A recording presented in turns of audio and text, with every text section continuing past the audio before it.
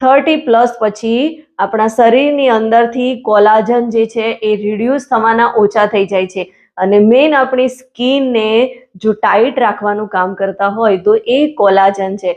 તો કોલાજન આપણા શરીરમાં બની રહે, કોલાજનની સરખા પ્રમાણમાં આપણા શરીરની અંદર પૂર્તતા રહે તેના માટે આપણે ઘણા બધા એવા ફૂડ્સ છે કે જે રોજ આપણે શામિલ કરવા જોઈએ.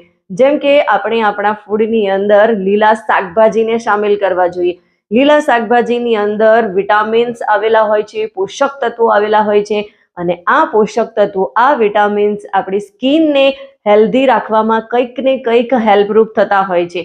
કેમ કે વિટામિન બી પણ જરૂરી છે, વિટામિન સી પણ જરૂરી છે, vitamin A, vitamin D, vitamin કે, આ બધા જ વિટામિન્સ આપણી સ્કિનને હેલ્ધી રાખવા માટે ખૂબ જ જરૂરી છે. તો આપણે આપણા ભોજનમાં લીલા શાકભાજીનો વધારે પડતો ઉપયોગ કરવો જોઈએ અને